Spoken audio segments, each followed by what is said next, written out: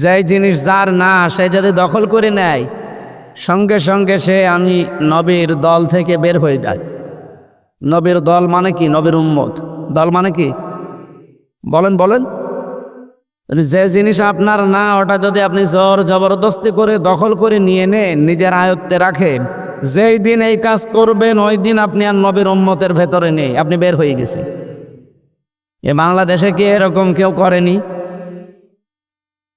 আপনারা কি কবরস্থানে আছে? হ্যাঁ, জবাব দেন না কেন? এরকম বাংলাদেশে কেউ করেছে না করে নাই? আপনি বলেন তো, আপনি নামাজ পড়তে পারেন, রোজা রাখতে পারে, আপনি হজ করে এসেছে, আপনার দাড়ি বড় বড়, তাতে কি? আপনি কিন্তু নবীর উম্মত আর নেই, কারণ অন্যের জিনিস আপনি দখল করে নিয়েছেন। হ্যাঁ, এখানে শুধু ঠিক বলা ঠিক না, এর ভেতরে আর একটা কথা আছে। আর একটা কথা কি টিকায় আছে, এটা যারা ব্যাখ্যা করে বিশ্লেষণ বোঝে তাদের জন্য এই লিখেছে মুহাদ্দিসিন ইকরাম, যা যদি কোনো জিনিস আপনার থাকে, আপনার দখলে ছিল, সেটা কেউ নিয়েছিল, এখন ওইটা যদি আপনি আবার নিয়ে নেন, ফেরত পান, তাহলে এই শাস্তির আওতায় আপনি থাকবেন না। এই হাদিস তো আমি এখন নিজে বানালাম না, এই হাদিস আমি বানালাম না। যে জিনিস আপনার নিজের ছিল, আপনার নিজেরই জিনিস, কিন্তু সেটা হারিয়ে গিয়েছিল, দখল হয়ে গিয়েছিল, কেউ নিয়েছিল, সেটা যদি আপনি এখন ফেরত পান, নিয়ে নেন, তাহলে এই হাদিসের যে শাস্তি, এর আওতায় আপনি নেই। এর শাস্তি কি পেলাম? যে আপনি নবীর উম্মত থাকেন না, বের হয়ে চলে গেছেন। এ বাংলাদেশে বহু ঘটনা এরকম আছে, যে জিনিস আমার নিজের ছিল, আমি আবার নিজে ফেরত পেয়েছি, তাহলে এই শাস্তি আমার জন্যে না। কিন্তু যেটা আমার না, ওইটা যদি আমি নিজের দখলে নিয়ে, বাবা শাহজালাল সব হালাল, এই চরিত্র যাদের ছিল বা যাদের আছে, আপনি এখনই তাওবা করেন আর যার জিনিস তার ফেরত দেন। কারণ এর দ্বিতীয় কথা আরো মারাত্মক, ওয়ালিয়াতাবাওয়া মাকআদাহু মিনান নার, সে যেন জাহান্নামে নিজের একটা স্থান তৈরি করে নিল। বলেন নাউজুবিল্লাহি মিন যালিক। সুতরাং দখলদারিত্ব, দখল করে নেওয়া, এটা জাহান্নামী মানুষদের স্বভাব। আজ ইন্ডিয়া যেটা করছে মুসলমানদের এই সম্পত্তিগুলো নিয়ে, ইসরায়েল যেটা করছে ফিলিস্তিনের এর দেশ পর্যন্ত তারা নিয়ে নিচ্ছে। সবাইকে উদ্দেশ্য করে বলছি, এই 54 বছর এই বাংলাদেশ নিয়ে যত মিথ্যা তথ্য ছড়িয়েছে আমাদের প্রতিবেশীরা, বিশেষ করে উগ্রপন্থী হিন্দুরা, ওরা অলরেডি দাঙ্গা তৈরি করে দিয়েছে ভারতে। মানুষের ভেতরে বিভেদ তৈরি করে ওরা যা আরম্ভ করেছে, আমার মনে হয় এই মোদি নামে লোকটাকে থামানো উচিত বিশ্বের মানুষের। নয়তো এ মানবতা ধ্বংস করার জন্যে ও যা আরম্ভ করেছে, বেশি দিন লাগবে না পৃথিবী ধ্বংস হতে।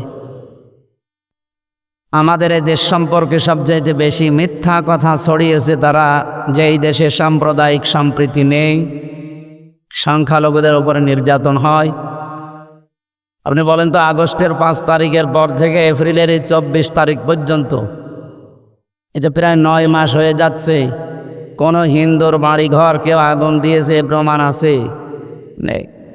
কয়েকদিন আগে এই যশোর বেনাপোল দিয়ে মাগুর আর 2 জন হিন্দু যাচ্ছিল, ওই যে মলম সাংবাদিক আছেন একজন, কে জানো নাম, ময়ূখ রঞ্জন, এরকম কিছু শয়তান আছে, এরা ওদেরকে জিজ্ঞাসা করছে যে আপনার মেয়েকে ধর্ষণ করা হয়েছে, আপনার বাড়ি ঘরে আগুন দেওয়া হয়েছে, আপনি বলেন সামনে আমাদের মিডিয়ায়, আমরা এটা ছড়াবো। ও ধমক দিয়ে বলছে, ওই এরকম মিথ্যা কথা বলবো কোন কারণ?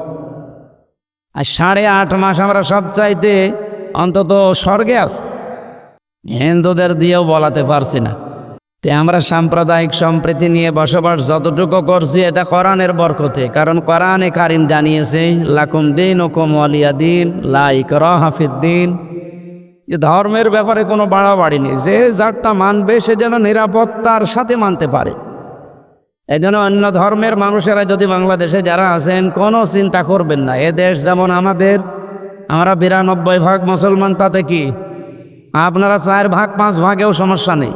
এই দেশে যেই জন্ম নিয়েছে সে দেশের বৈধ নাগরিক। কিন্তু আমরা যাদেরকে প্রতিবেশী মনে করতাম, ওরা কি আরম্ভ করেছে দেখতে পাচ্ছেন? এনআরসির মাধ্যমে বহু মুসলমানের নাগরিকত্ব পর্যন্ত তারা ক্যান্সেল করে দিয়েছে। এখন মুসলমানদের দেওয়া ওয়াকফ করা হাজার হাজার বিঘা সম্পত্তি, কোনোটা মাদ্রাসা, এই যে মাদ্রাসার জন্য যিনি দান করেছেন, যারাই দিয়েছেন, এটা তাদের বাপদাদার সম্পত্তি ছিল, তারা ওয়াকফ করে দিয়েছেন, দান করে দিয়েছেন, নাকি এখন নিজের আর আছে? এটা কারো? এটা দেশ, এই পৃথিবী বাংলাদেশ যদি স্বাধীন থাকে, এই মাদ্রাসা চলবে নবীর ঘর অনুযায়ী। যদি কিয়ামত পর্যন্ত এ দেশ থাকে, কিয়ামত পর্যন্ত চলবে।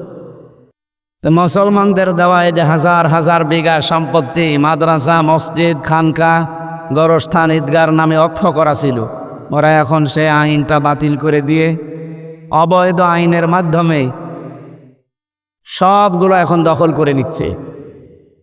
আমি গতকালকে মনে হয় যখন আমার গাড়াগঞ্জে একটা অনুষ্ঠান ছিল, ওই জায়গায় বলেছিল আজকের যে হাদিস বর্ণনাকারী সাহাবী হযরতে আবু যর, উনিও কালকে ওই হাদিস বর্ণনাকারী ছিলেন। তিনি বলেন, মানে দাআ মা লাইসা লাহু ফালাইসা মিন্না ওয়ালিয়াতাবাওয়া মাকআদাহু মিনান নার।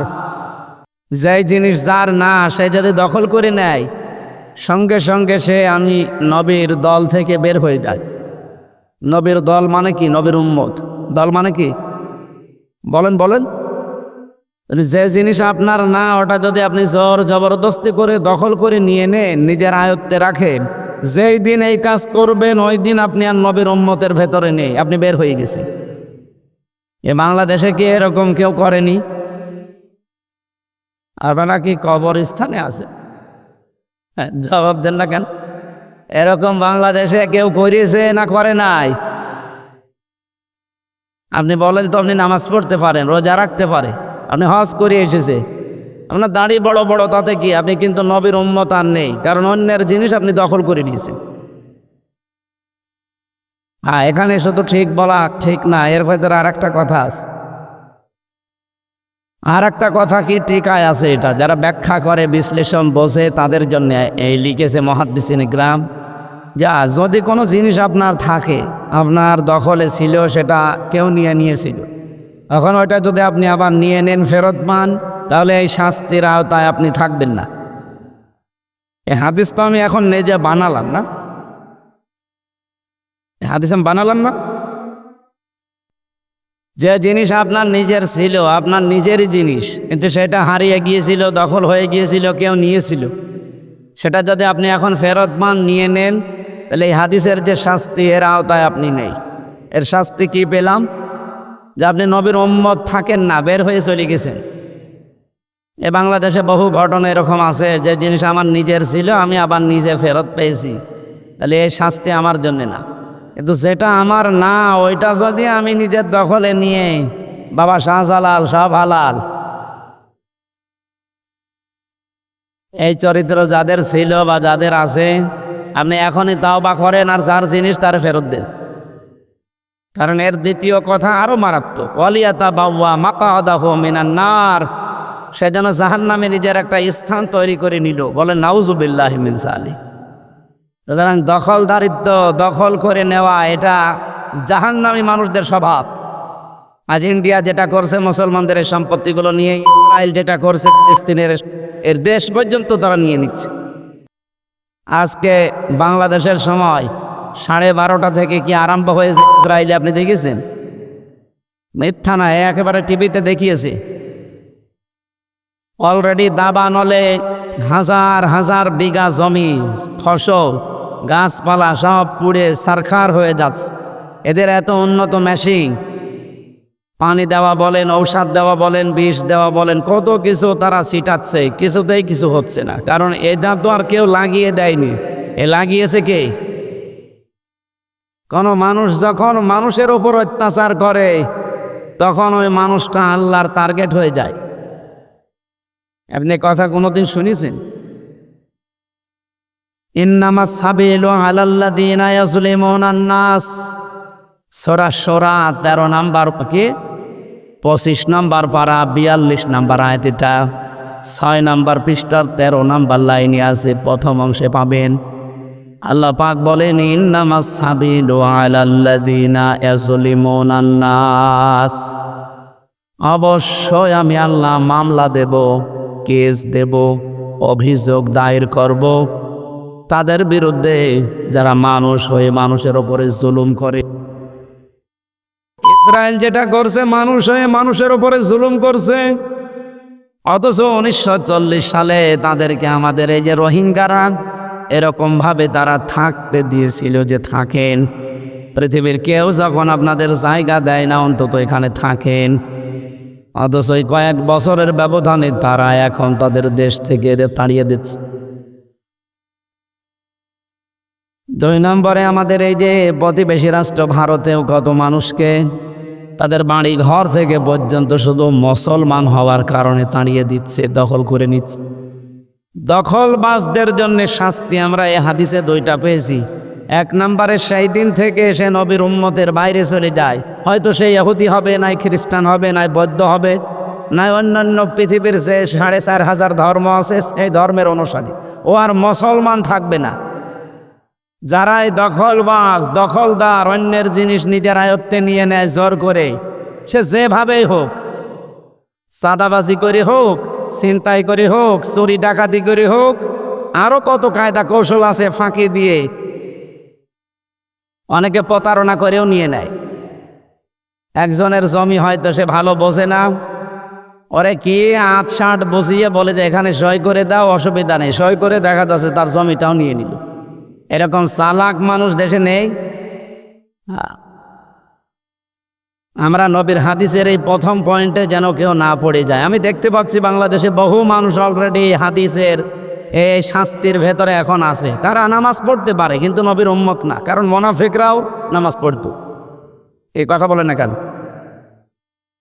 তাও মুনাফিকরা নামাজ পড়েছে হামজার পেছনে, নবীর পেছনে।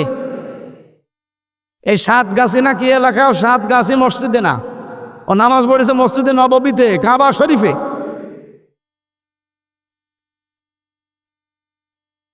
এত বড় দামি জায়গায় এত বড় দামি মানুষের পেছনে নামাজ পড়ে সে যদি মুনাফিক হয়, তার ঈমান না থাকে, সে যদি উম্মতের ভেতরে আর না থাকে, তাহলে যে হাদিস বললাম এটা যদি কারো সাথে মিলে যায়, এই 7 গাছি না, আপনি কাবা শরীফে বসবাস করলেও নবীর উম্মতের বাইরে চলে গেছেন।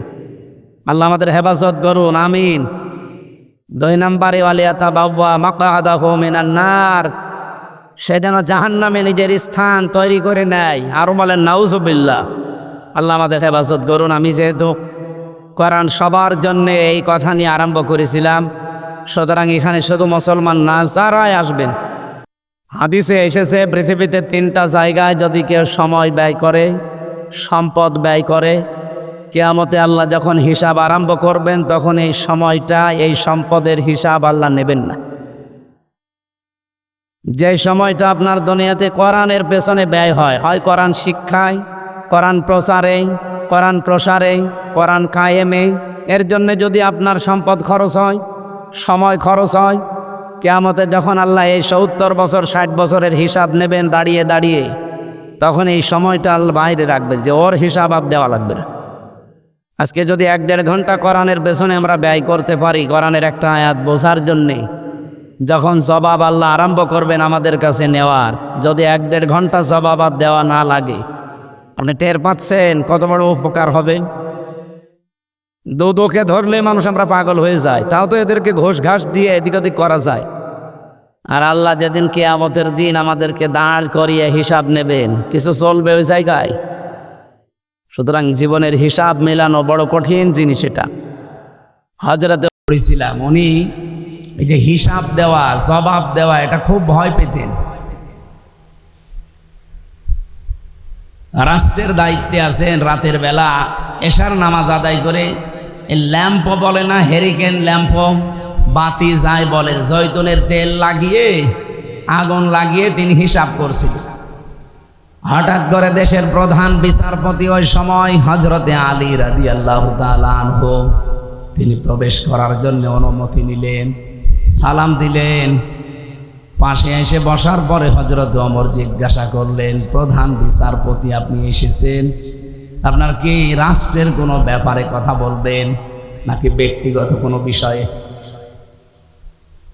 হযরতে আলী বললেন, না, আমার পারিবারিক জীবনের একটা ঝামেলা, সেটা আপনার কাছে আমি সলভ করতে চাই। সঙ্গে সঙ্গে যে জায়তুনের তেল দিয়ে বাতি জ্বালানো ছিল তিনি লিভিয়ে দিলেন। হযরত আবু বকর আলীর মনটা খারাপ হয়ে গেল, কি আমি দেশের প্রধান বিচারপতির দায়িত্বে আছি, আমি এসেছি আজকে দেশের সর্বোচ্চ যিনি তার কাছে, আমার দেখার পরে তো অন্তত আরো যা আছে বিশেষ করে আলো আরো বেশি জ্বালানোর কথা, আর আমারে দেখে একটা আলো জ্বলছিল বিলিয়ে দিল, একটা কথা হইল। উনি নিজেকে অপমানিত বোধ করলেন। হযরত ওমর ডাক দিয়ে বললেন, প্রধান বিচারপতি আপনি মন খারাপ করবেন না, আমি কিন্তু প্রথমেই জিজ্ঞাসা করেছি যে আপনি এসেছেন কেন, রাষ্ট্রের কোনো কাজের কথা না ব্যক্তিগত? উনি নিজেই বললেন যে রাষ্ট্রের বিষয় না আমার ব্যক্তিগত, আমি যে হিসাব করছিলাম এটা কিন্তু রাষ্ট্রের, জনগণের টাকার তেল, আমি জনগণের হিসাব করছিলাম, এই জন্যে তাদের বাতি জ্বালিয়েছি। আপনি এসেছেন নিজের বিষয় নিয়েই, জনগণের টাকায় তেল পড়িয়ে নষ্ট করে আপনি পারিবারিক জীবনের কথা তো আমি শুনতে পারি না। বাতি লিভিয়ে দিলাম, এখন আপনার যত কথা আছে বলেন, পারিবারিক জীবনের কথা শেষ হয়ে গেলে আপনি চলে যাবেন, এরপরে আমি বাতি আবার লিভিয়ে জনগণের কাজ করব। হযরতে আলী বলেন, এই দিন থেকে হযরত ওমরের উপরে যা ছিল ভালোবাসা, সম্মান, শ্রদ্ধা আমার আরো বেড়ে গেল। দায়িত্বশীল মানুষগুলো যদি এইরকম হইতো, এদেশ থেকে টাকা পাচার হইতো। এই মানুষ যদি আমরা তৈরি করতে পারতাম এদেশে, যে জনগণের টাকার, জনগণের সম্পদের হিসাব জনগণের জীবন দিয়ে করব, ব্যক্তিগত কোনো নিজের বিষয় হোক। দেখেন তো প্রধান বিচারপতি এসেছে ওই দেশের, তারপরেও তিনি রাজি না। ডাক দিয়ে বললেন, আলী মন খারাপ করবেন না, যেদিন থেকে দায়িত্ব নিয়েছি ওই দিন থেকে আমার মনে ভয়, কিয়ামতের দিন আল্লাহ পাক যখন তার সামনে আমারে দাঁড় করিয়ে জিজ্ঞাসা করবে, সঠিক জবাব পাইটো পায় আমি দিতে পারবো কিনা এখনো মিলাতে পারিনি। তাদের জীবনটা পরিচ্ছন্ন হয়ে আস, তারা তারার মতো ঝলঝল করছে কেন? তারা যে অমর হয়ে আছে এই সমস্ত কাজের কারণে। আপনি কি মনে করেন তারা নামাজ আপনার সাথে খুব বেশি পড়েছে এই জন্যে? না। রোজা আপনার যাতে বেশি রেখেছিল? না। এই যে কিয়ামতের এই ভয়গুলো তাদের জীবনকে এমন পরিচ্ছন্ন করে দিয়েছিল, পৃথিবীর সামনে তারা আজ দৃষ্টান্ত হয়ে আছে।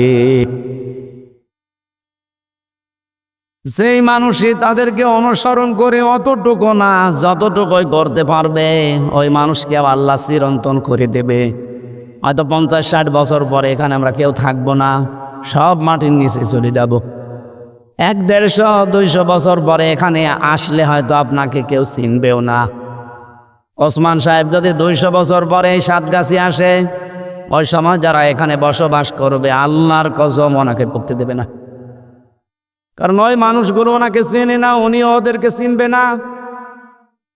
উনি যদিও পরিচয় দেবে যে এই মাদ্রাসা, এই মানি, এই যে সুন্দর বাড়িটা এটা আমি বানিয়েছিলাম, এখন নাই কালের আবর্তনে তোমরা বাস করছো, তোমরা আমার ছেলের ছেলের ছেলের ছেলে হবা, আমার আত্মীয় স্বজন তোমরা।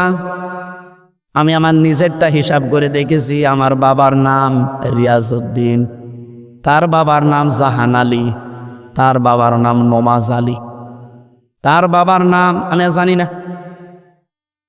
আপনি জানেন? আপনার বাবার নাম কি বলেন তো? তারপরে তারপরে তারপরে আর জানা আমারও 3 পুরুষই জানাস, এরপরে সাথে আমি আর জানি না। খুব বেশি হলে ওই যে নমাজ আলীর বাবা যিনি আমার দাদার দাদা, সে খুব বেশি হলো 100 বছর আগে মারা গেছে। বলেন তো সেই লোকটাকে আমি দেখিনি, আমি নমাজ আলীকেও দেখিনি, সর্বোচ্চ আমার দাদাকে দেখেছি। নমাজ আলীর বাবা মাত্র 100 বছর আগেও দুনিয়ায় ছিল। আমার কুষ্টিয়ার যে বাড়ি, যে ভিটা বিশাল, সব কিন্তু সেই বানিয়েছে। অথচ সেই লোকটা মাত্র 100 বছর পরে এখন আসলে আমার গ্রামের কেউ তারে চিনবে না, আমি নিজেতে চিনবই না। এমন কিছু যদি পরিচয়ও দেয় যে এখানে আমি আজকে থাকতে চাই, আল্লাহর কসম আমি থাকতেও দেব না। ভণ্ডামি করেন আপনি। কিসের নমাজ আলীর বাপ আপনি? আমি তো নওয়াজ আলীকে চিনি না।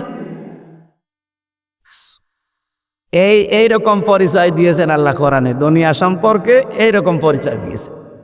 অমাল হায়াতুদ দুনিয়া ইল্লা মাতাউল গুরুর। রব্বুল আলামিন বলেন, পৃথিবীর মানুষেরা খুব ভালো করে জীবন চালাও, দুনিয়া কিন্তু একটা ধোঁকার জায়গা, এটা পুরাটা একটা প্রতারণার জায়গা। আর যে তোমাকে ভালোবাসে মনে করছো না ওর ভেতরে কোনো স্বার্থ আছে। আপনার মা বাবা আপনাকে ভালোবাসে এটা আমিও জানি, আপনার স্ত্রী আপনাকে ভালোবাসে এটা আমিও জানি, আল্লাহও জানে, কিন্তু সবগুলোকে আল্লাহ ধোঁকা বললেন কেন? মাঝে মাঝে আমার এই আয়াতটা নিয়ে মনে হয় যে আল্লাহ সবগুলোকে ধোঁকা বলে দিলে মা বাবাও ধোঁকা নাকি? এত কষ্ট করে বউ আমারে এত ভালোবাসেও ধোঁকা হয় কি করে? তো বাস্তবে আপনি নিয়ে জানতাম। এখন যদি শোনেন যে আমি মারা গেছি, খবরটা আপনি ম্যাডামের কাছে পৌঁছিয়ে দেন যে হামজা মরে গেছে, পাগল হয়ে যাবে কাঁদতে কাঁদতে। হয়তো পারে একেবারে 2-3 দিন 5 দিন খাওয়া দাওয়ায় হাফ করে দেবে, বন্ধই করে দেবে। দেখবেন 1 মাস পরে ঠিক স্বাভাবিক হয়ে গেছে। এটা কি বাস্তব না বানিয়ে বলছি? 100% এইভাবে তাফসিরে আছে। 100 ভাগ 5 দিন 10 দিন 15 দিন 1 মাস পরে দেখবেন আবার সে তার মতো চলছে, স্বাভাবিক হয়ে গেছে। 4 মাস 10 দিনের ভেতরে দেখবেন তার বাবা অন্য জায়গায় বিয়েও দিয়ে দেবে। 7-8 দিন সংসার করে সে নিজেই কল দিয়ে বাবাকে বলবে, আব্বা হামজা তো আর কি ছিল, এখন যারে বেজি হামজার চাইতে 100 গুণ ভালো মানুষ, আমি কি খারাপ ছিলাম? এই হচ্ছে দুনিয়া। আল্লাহ বারবার আমাদের পড়া কোরআন শরীফে আমি মনে হয় এইরকম আয়াতই বেশি পেয়েছি। আমাল হায়াতুদ দুনিয়া ইল্লা মাতাউল গুরুর। পৃথিবীর পুরা জমিন এটা ধোঁকা, প্রতারণা। সুতরাং এই ধোঁকার পেছনে থেকে নিজের আসল জীবন যেটা চোখ বন্ধ হওয়ার পরে শুরু হবে, এটা যেন ভুলে যেও না। আমরা এই জায়গায় অনেকে পাগলামি করি না, এ জায়গায় পাগলামি করা যাবে না। যাতে মাতাল হলেও তালে ঠিক থাকা লাগবে, আমার আসল জিনিস যেন নষ্ট না হয়ে যায়। কথা আমি বোঝাতে পেরেছি? দুনিয়ায় জীবনে যেভাবে চলবে, আমার মায়ের সাথে আমি ভালো ব্যবহার করি কেন? কারণ আমার এই ব্যবহার দিয়ে আমার আখেরাত তৈরি হবে। হ্যাঁ ছেলে, কোথায় যাচ্ছে এখনই? হ্যাঁ এদিকে তাকান। কত মেয়ের বাবা এখানে বসে আছে জানেন আপনি? হ্যাঁ, অনেকে ছেলে দেখতে এসেছি। এই যে একটা মেয়ের বাবা ছেলে দেখতে এসেছে, হয়তো আপনাকে দেখে পছন্দ হলে প্রস্তাবও দিতে পারে। আর আপনি যদি ওঠাউঠি করেন বলবে হবে না, আমি আর নিচে নামলাম না। আপনি যদি 1-1.5 ঘন্টা বসে থাকতে না পারে, আপনি বিয়ে দিলে বউ টেকবে? আর কি বলবো বল? ঠিক আছে ভাই, আর উঠবেন? হ্যাঁ সেই বসো, কে উঠবেন না ভাই? আমরা কথা বলছিলাম কি আখিরাতের এই যে সামনে যে জীবনটা আছে, এটা তৈরি করার জন্য আমি আমার মায়ের সাথে ভালো ব্যবহার করি। ওসমান সাহেব ওনার মায়ের সাথে ভালো ব্যবহার করবে এই নিয়তে। চোখ বন্ধ হওয়ার পর ওনার মা আর নেই, ওনার মার লাইন আলাদা, ওনার লাইন আলাদা। কিন্তু এই ভালো ব্যবহারটা দিয়ে ওনার পরবর্তী জীবনের সুখ শান্তি অশান্তি সব তৈরি হবে এই আচরণের উপর। হোসনা, মানুষের সাথে যে কথা বলো এটা যদি হাসি মুখে হয় তাহলে সাদগা দেওয়ার সওয়াব হয়। আর মা বাবার সাথে কেউ যদি হাসি মুখে কথা বলে তাহলে সে যেন নফল হজ করার সওয়াব পায়।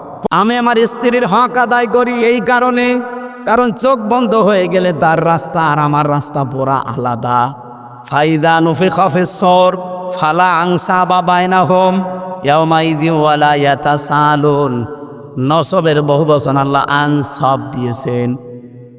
যেই দিন ফুৎকার দেওয়া হবে সিংহায়, তার মানে আপনার মরণ যেদিন আরম্ভ হবে, ওই দিন থেকে যত রকমের সম্পর্ক ছিল দুনিয়ায় আল্লাহ বলেন সব শেষ, কারো সম্পর্ক আর বাকি নেই। যত রকমের সম্পর্ক বলেন, দলীয় সম্পর্ক হয়, আত্মীয়তার সম্পর্ক হয়, আরও যত রকমের সম্পর্ক আপনারা দুনিয়ায় বানান, আল্লাহ বলেন সব আমি কাট করে দেব। ইয়াউমাইযিন ওয়ালা ইয়াতাসালুন, এমনকি মরণের পরে কেউ আপনার সম্পর্কে কিছু জিজ্ঞাসাও করবে না। আয়াতের তাফসীর পড়তে গিয়ে বেশি কোনো মানুষ কিয়ামতে যদি একটা নেকির জন্যে জান্নাতে যেতে না পারে, আল্লাহ তার সুযোগ দেবেন, যা তোর আপনজন যারা আছে তার কাছে। লোকটা সর্বপ্রথম যাবে তার মায়ের কাছে।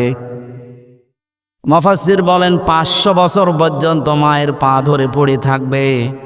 500 বছর পরে মুখের ওপরে লাথি দিয়ে বলবে, দূর হয়ে যা, কে তুই, পরিচয় তোর আমি জানি না। বলেন নাউজুবিল্লাহ।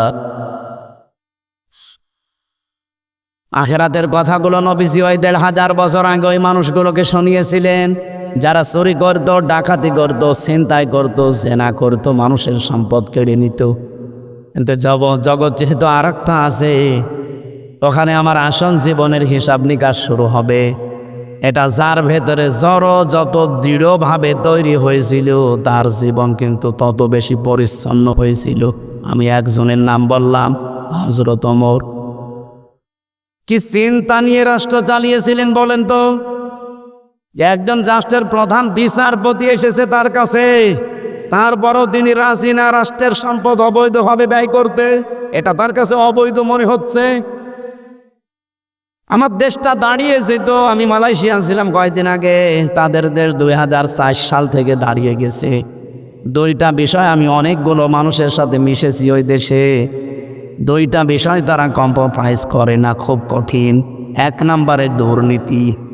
যে কোনো জায়গায় যদি দুর্নীতির গণগন্ধ পায়, যার দ্বারা হবে তার কোনো বিচার নেই, সঙ্গে সঙ্গে মেরে ফেলবে। খাদ্যে একবার ভেজাল পেয়েছিলাম, জমার দিন দেখলাম তার বিচার হচ্ছে। খাদ্যে একবার ভেজাল পেয়েছিলাম, জমার দিন দেখলাম তার বিচার হচ্ছে। ওখানে তো বড় বড় মসজিদের যারা খতিব, ও দেশে যদিও ইসলামী আইন 100 ভাগ চলে না, তারপরও বড় বড় মসজিদের, বাংলাদেশে যেমন বাইতুল মুকাররম, ওই দেশে সর্বোচ্চ মসজিদের ইমাম যারা, তারা মন্ত্রীর মর্যাদা এবং প্রধান বিচারপতির মর্যাদা নিয়ে চলে। ওরা যা রায় দেবে ওইটাই ফাইনাল। আমি জমার দিন ওখানে ছিলাম, একটা বিচার দেখলাম, উনি খাদ্যে ভেজাল দিয়েছেন, ধরা পড়ে গেছে।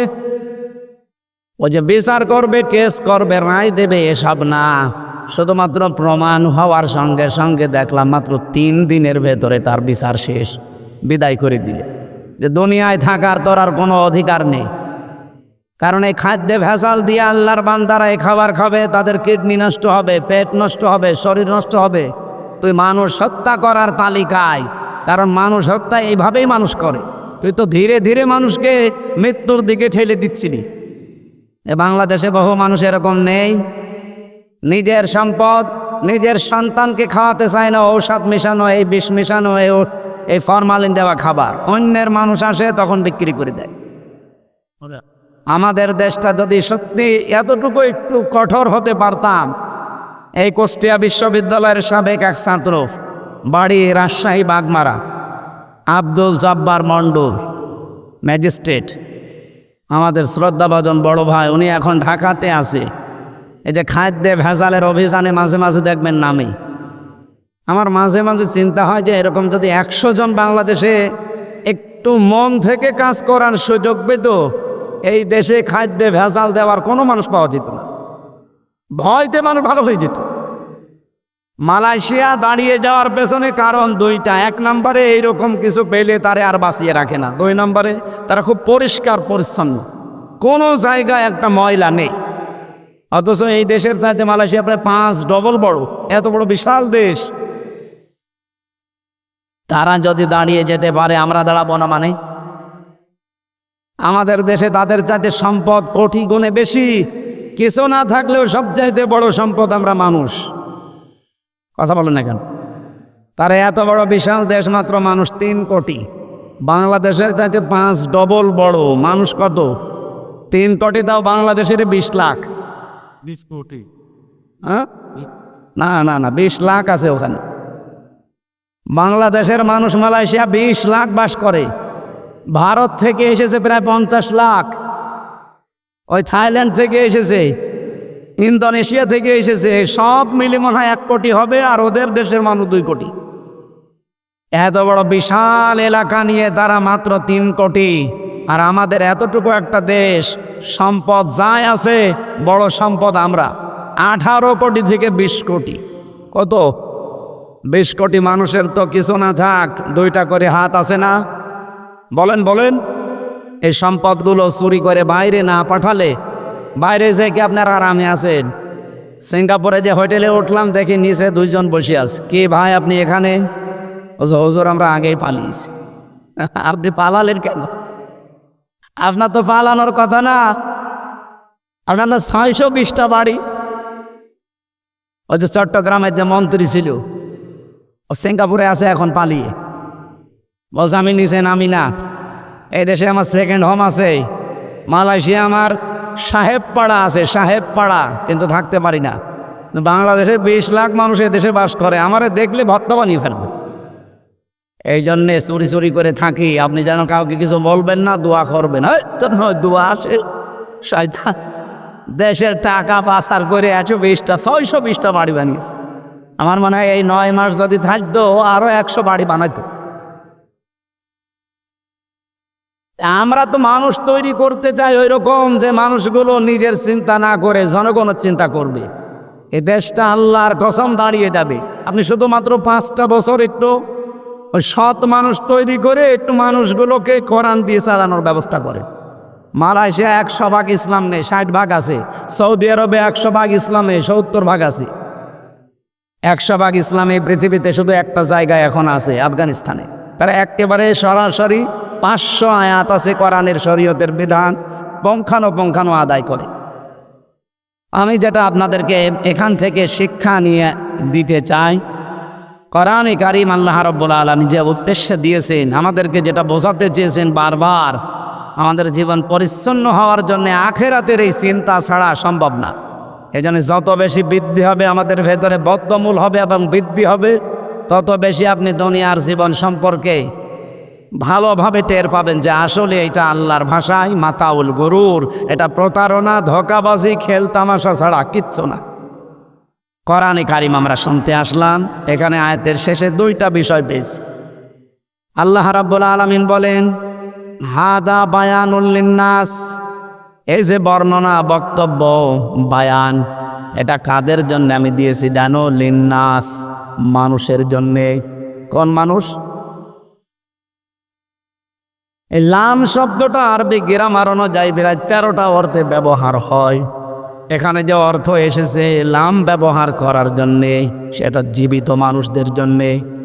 কোরআন আল্লাহ নাজিল করেছেন, বর্ণনা দিয়েছেন, বক্তব্য এর ভেতরে আছে। এ কি মরা মানুষদের জন্যে না জীবিত? আমরা কি মরা না জীবিত? আমাদের জন্যই বর্ণনা। 2টা বিষয় দিয়ে আল্লাহ কোরআন সাজিয়েছেন অবদান। 1 নম্বরে এদের ভেতরে পথ নির্দেশিকা আছে। 2 নম্বরে মাউইযাতুন, এর ভেতরে প্রেসক্রিপশন আছে, উপদেশ আছে। ডাক্তারের কাছে প্রেসক্রিপশন নিতে গেলেই দেখবেন আপনাকে পরীক্ষা করার পর উনি যা লিখবে, প্রায় 4টা বিষয় প্রেসক্রিপশনের ভেতরে আমি পেয়েছি। 1 নম্বরে ডাক্তারের নাম লেখা থাকে, এরপরে আপনার নাম লিখবে, আপনার বয়স লিখবে। 3 নম্বরে ঔষধগুলোর নাম লিখবে। 4 নম্বরের পাশাপাশি ঔষধের ডোজ লিখবে। কি কোনোদিন পড়েননি প্রেসক্রিপশন? কোরআনে কারিমে পুরোটা আল্লাহ এভাবে সাজিয়ে দিয়েছেন প্রেসক্রিপশনের মতো করে। এটা সবার জন্য আল্লাহ বলেন প্রেসক্রিপশন হবে না, উপদেশ হবে না, পথও দেখাবে না সবাইকে।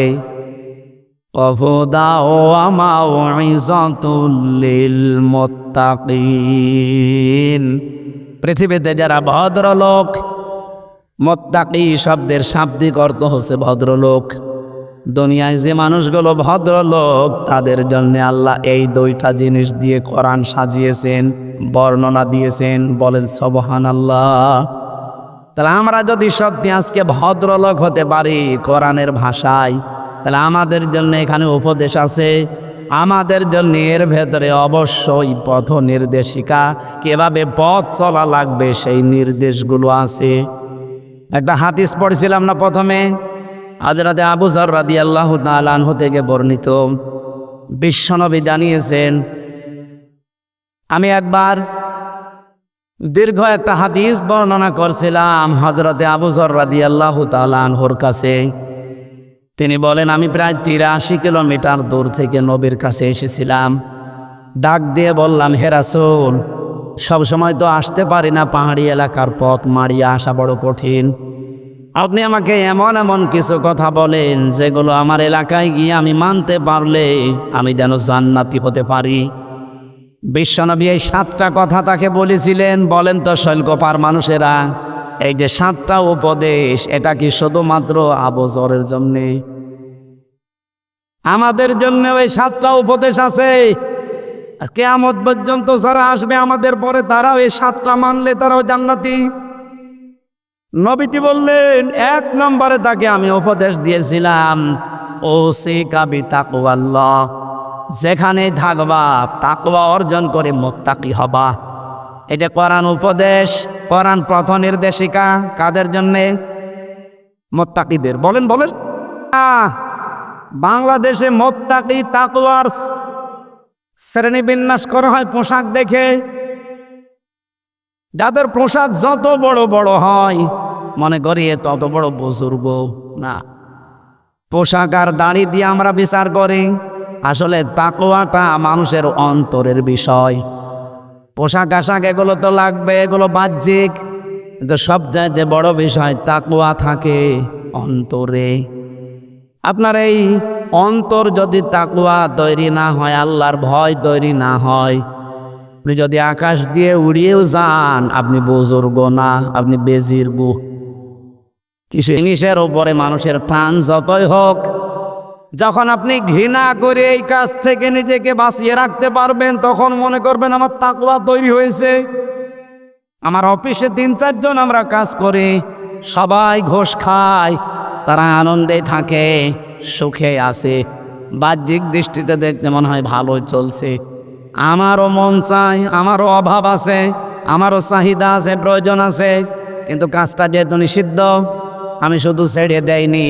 পায়খানা দেখলে যেমন ঘৃণা করি, ঘুষ খাওয়াকে ওই রকম ঘৃণা করি। এটার নাম তাকওয়া। এটার নাম কি? এলাকার সবাই টাকা ছেড়ে রাখে সুদের ওপরে, আমিও ছাড়তে পারি। 1000 টাকা দিলে 100 টাকা বেশি দেবে নাকি? এলাকায় নেই?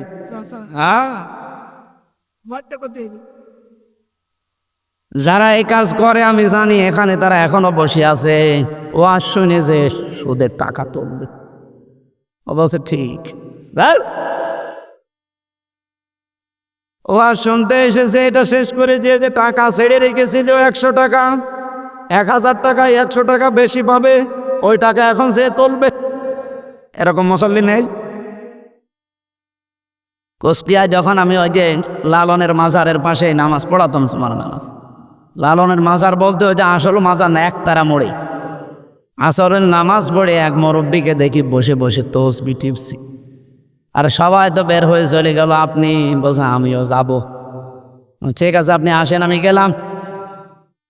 আমি যে দোকানে বসে আছি এনএস রোডে, দেখি ওই লোক আমার যে দোকানে আমি বসি ওই দোকানে যায়, যে বসে আছে কথা বলে না। কি গো, একে আমার পেছনে লেগেছে। আমি যখন আর এক দোকানে গিয়ে ওনারে চলে যাওয়ার পরে জিজ্ঞাসা করছি, এ লোক সবসময় খালি পেছনে দাঁড়িয়ে আস। হুজুর না, ওই যে এখানে যতগুলো দোকানদার দেখতে পাচ্ছেন, প্রায় দোকানে ওর টাকা ছাড়া আছে। 1 মাস পরে পরে আসরের নামাজ পড়ে এই দিন ও টাকা তুলে বেড়ায়। কিসের টাকা? সুদের। কি করে আসলো? আসরের মানে নামাজ পড়ে মোনাজাত করে এখন টাকা তুলছে। এটা হালাল হবে? ও যত বড় জব্বা গায়ে দিক, আর আসরের নামাজ 10-12 পড়ে, ওর ভেতরে তাকওয়া আছে? এক কথা বলে না, নেই। এটা না আল্লাহর নিষিদ্ধ যে কাজ, আপনি না খেয়ে মরে যান দরকারও, তারপরও মরণের পরে অন্তত বানানো জান্নাত পাওয়ার একটা আশা আছে। কিন্তু জেনে শুনে যদি আপনি এই সুদের টাকা নিয়ে আরামে খেয়ে যান, ওটা তো আরামে খাচ্ছেন না।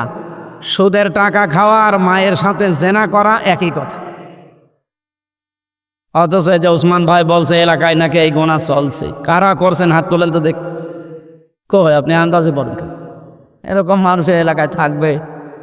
যদি কেউ থাকেন ভাই, তাকওয়া অর্জন মানে শুধুমাত্র এই নামাজ পড়া রোজা রাখা না ভাই, খালি দাড়ি রাখা জুব্বা গায়ে দেওয়া না।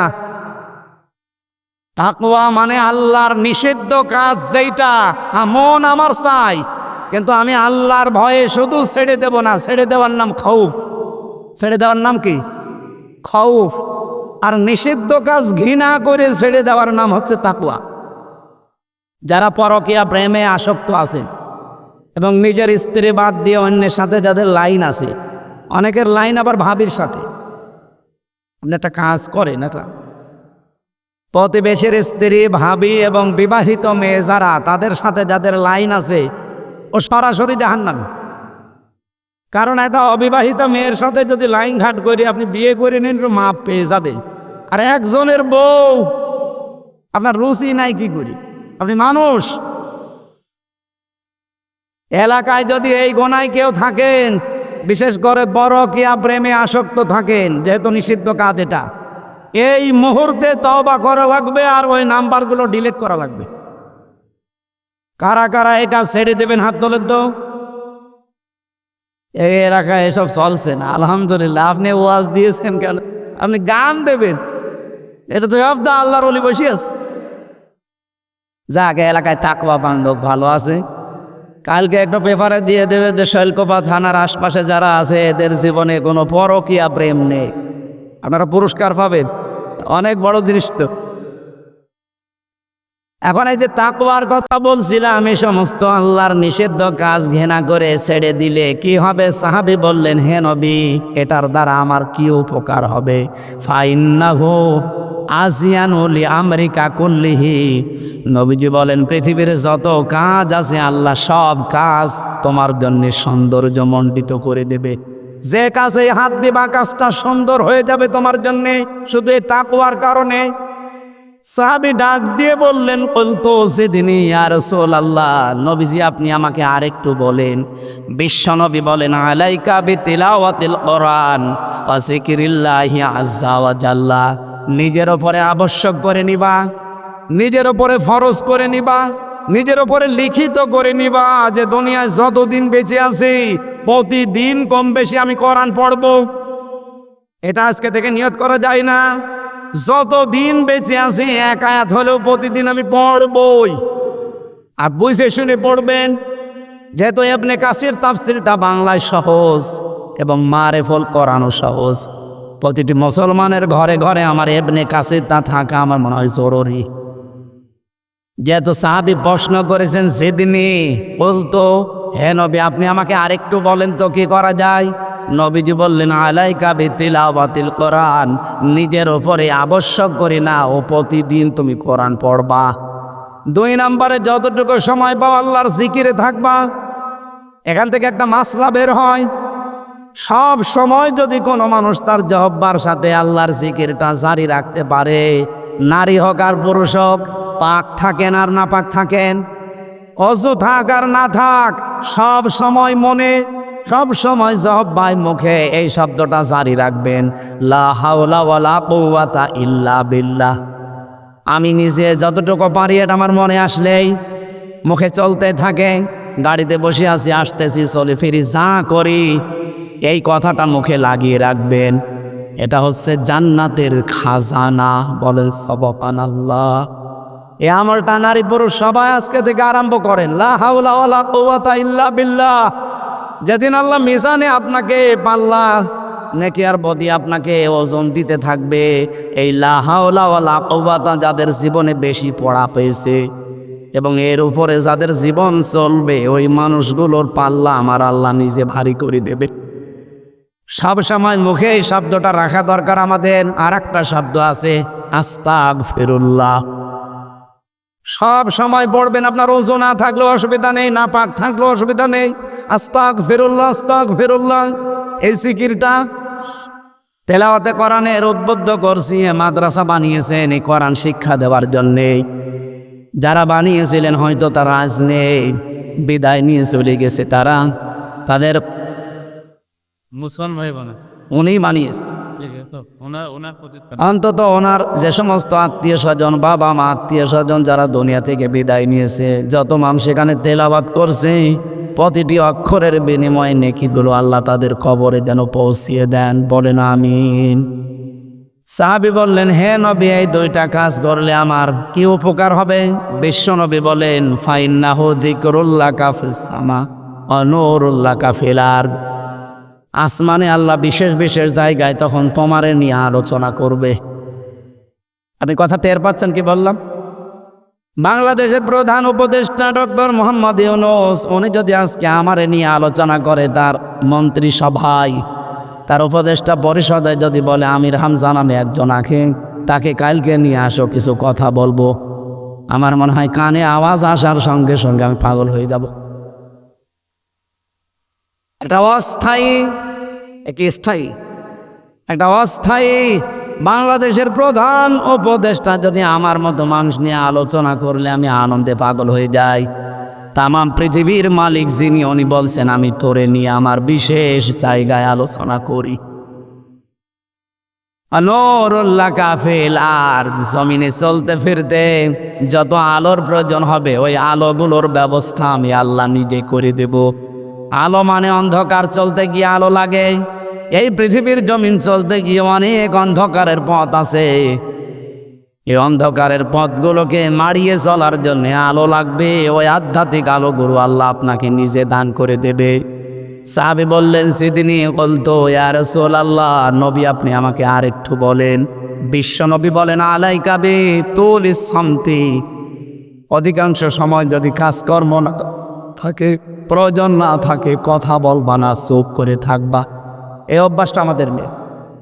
চার দোকানে বসলে কিছু মানুষ আছে আন্দাজে গেছায়, কোনো কাজ নেই, কোনো কাম নেই, কোনো উপকার নেই, আন্দাজে গেজাতে আছে। এই যে বেশি যারা কথা বলে এদেরকে আমরা বাসাল বলি। কথা বেশি বললে ভুল হওয়ার সম্ভাবনা নেই, আছে। এটা দামি জিনিস না হলে নবীজি উপদেশ দিতেন না। ডাক দিয়ে বললেন, আলাইকা বিতুলিস সামতি, নিজের ওপর এটা আবশ্যক করে নাও যে কোনো কাজ কাম যদি না থাকে, প্রয়োজন না হয়, চুপ করে থাকবা। অনর্থক কোনো কথা, অনর্থক কোনো কাজ করতে যাবা না। সাহাবী বললেন, হে নবী, এটা করলে আমার কি উপকার হবে? ফাইন্নাহু মাতরাদাতুল লিশায়াতিন ওয়া আউনুল্লাকা আলা আমরি দীনিকা। এক নম্বরে শয়তানের ওয়াসওয়াসা থেকে আল্লাহ তোমাকে বাঁচিয়ে দেবে। দুই নম্বরে পৃথিবীর যত কাজ কারবার আছে এই কাজগুলো আমার আল্লাহ নিজের পক্ষ থেকে সহজ করে দেবে।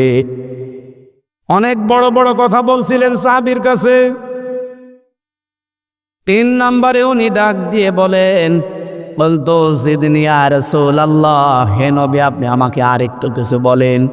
বিশ্বনবী ডাক দিয়ে বললেন, ইয়াকা ওয়াদ্দিহাকা,